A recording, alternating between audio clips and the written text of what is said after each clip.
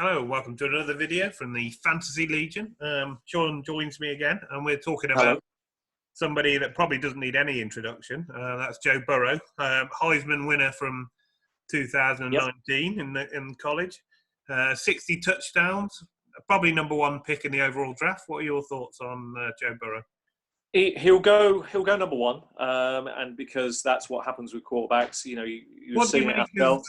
What do you make of him saying that, you know, he doesn't really want to join the Bengals, or he's sort of putting that sort of message out? Maybe not directly, but Look, if you want my honest opinion on him, it's really easy. When people say, you know, where would you place him on your draft board? Obviously, you know, you've got to put him up relatively high for quarterbacks. If I'm evaluating the top 5 quarterbacks, but he's not my number one. He's not my number 2. He's my number 3. I think, you know, and that's only because, you know, the golden trigger men have a huge value in the NFL, and they have a value in fantasy, of course, because they're going to be relevant from day one, even if it's not great. He's got confidence. He's got swagger about him. You've got to have a little bit of that. You've got to have that as a quarterback. You've got to have self-belief. I just think is borderline obsessive self-belief. There are things about his character I really don't like. There are things about his personality that really bug me from a coaching perspective. But I don't want to completely coach it. I wouldn't want to completely coach it out of him because, again, you know, you've got to let a person be a person. But there are just some things that really irritate me. And I think he's going to polarize some of his teammates, to be honest. And the NFL is full of characters. And there's nothing wrong with that. What happens if it turns sour for him? Is he the sort of player that's going to blame it on other things, other people? Oh, absolutely. He'll bury you. I mean, I've got no doubt about that. I mean, you see that in the 6-game bowl win, right? That was all about padding the stats. At no point was that not about him getting that 6 touchdown, breaking that record. That got nothing to do. That had nothing to do with his teammates whatsoever. That bugged the hell out of me, coach. I was watching that and thinking, you should be off the field now. You should be handing over to your second, who should get an opportunity to experience a bowl game, and you stayed in. That's sick. Makes me sick. No, I don't like him. I wouldn't put the shit. I mean, I'm not putting the shades about his on career, though. Is it about making a statement? You know, breaking a record. You know, some people like you say, they want to put down a legacy. Would you want to come out of but you wouldn't want to come out of a bowl game either, would you? If it's going to mean the difference between, I mean, this is the difference between being a proper team player or not. I don't want to come out if I can still play, but if I know I can't play, I have to come out because it's detrimental to my team. That's the difference. I have to know when I can still play. I've been hurt and carried on playing, but I knew I could still throw it. If I felt for 1 second that I wasn't going to be able to, I made it clear what I was able to do. You know, when I was hurt, look, I can't do this, but I can definitely still do that. If that was going to impact my team, I'd have to pull myself out because that's a leader. That's what a leader has to do. I think he's very selfish. He'll fit the modern NFL very well, and he'll go very high. He'll go very high indeed. He'll go number 1. Whether he goes to the Bengals or not is really to be decided. He's almost made it clear he doesn't want to. That's a massive problem. That's disrespectful, isn't it? I know. Terrible. I know we've had it before with, you know, going back with people like Elway, where he didn't want to play for the Baltimore Colts, and you know, he said he wasn't even going to play. He's going to go and play baseball. He still wanted to go number 1. He still wants the number 1 money. It took a long time for Elway, or with all the talent in the world, and I think Elway would be the first to say this. If you look back at his career highlights, and you know when he looks back at his career, he said it himself. I was very selfish in my early part of my career, and it affected me longer term because I may have gone to a team I wanted to go to because I was stubborn, but it took many years for us to be relevant. And my first year, I got beaten to a pulp because I was so stupid.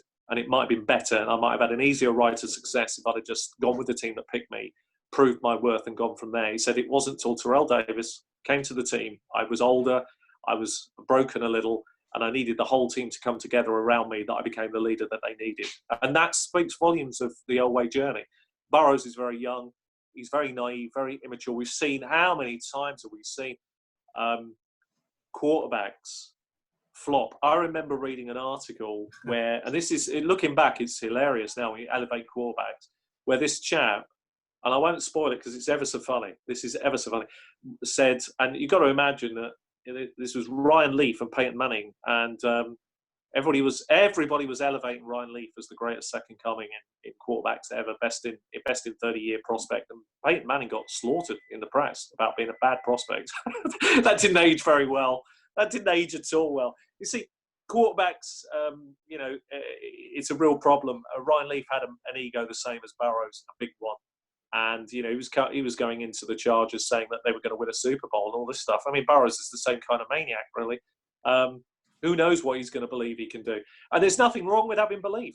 Nothing wrong. But you've got to temper that. I mean, Josh Rosen, had that sort of belief. He was saying he was the best quarterback in the class, and he's going to make all these teams pay that passed on him. A bit like Aaron Rodgers did. It was sort of following suit, but he hasn't managed to back that up with any sort of put any performances together. I suspect that if you want a more critical analysis of Burrows, he's been in arguably the best offense in college. They've got arguably one of the best defenses. He's arguably had a great ride as a college student. He's never been in a losing season, which is true to say. And that, there's a reason. He's good. Obviously, he's very good. You're about to start getting used to it, Mr. Burrows. And I'm going to really look forward to seeing how you do once the pressure comes. I'm excited to see what you can do. I'm not convinced by you. There are better prospects in this class. Good luck. Okay, that's Joe Burrow for you. John, not a fan, clearly, of his personality. No, I wouldn't put the glasses on. So he's your third QB in this rookie draft? Yeah, don't like him. And Sean plays QB, and he's very good at picking QB mechanics and things like that. I'm sure we'll talk about one I do like, but there's one I really don't like. We'll account for that. So look, he's got a value because I can't put the glasses on because you've got a tradable piece. It's a quarterback; they'll always have a value. If you get him in a rookie draft, he will have a value for you. You're not likely to take Joe Burrow year one in any kind of redraft league unless he's your second or third quarterback. I don't understand why you would want three quarterbacks, but there you go. He probably is going to start for the Bengals, isn't he? You're not going to start. He will start. There's no doubt he starts, so he has a value. That's why I say I won't put glasses on because we've got to see it really. But don't be surprised. It's a very, very tough year for Mr. Burrows. He's got weapons though, as well, hasn't he? He's got AJ Green. He's got Tyler Boyd. He's got John Ross. He's a big fan of it. The only thing that bails him out there is Mr. Mixon, frankly, if he goes there. He's got Mixon. He's got the other guy, the younger guy as well. Yeah, but it'll be interesting to see what he does. If that's where he ends up going, because I've got a feeling yet, it's not what it's like with the NFL. There's a lot of jockeying and a lot isn't being said. So he's almost shopping his draft position around, asking people to come up and get him. Well, he is. I'm not sure. He wants to go number one overall because he's got the ego and he wants some money and he wants the prestige, but he don't want to go to the Bengals. So, tough. I'm not sure they got the number one pick. I'm not sure anybody else is going to come up and take him. And why would they sell it? They need a quarterback. Well, why don't they just take a better one? Ignore him and take another guy. They might just do that. They might just do that yet, and then all changes for the Bengals really quick if they take the right guy. I think. Okay, if you want to find out who Sean's number 1 and 2 are, hit the bell, hit the subscribe. When it comes out, you'll be the first to see it. So, I'm certainly looking forward to hearing who it is. And thanks very much for watching. See you in the next one. Take care. Bye-bye. Leave a like if you've enjoyed it. Thanks very much.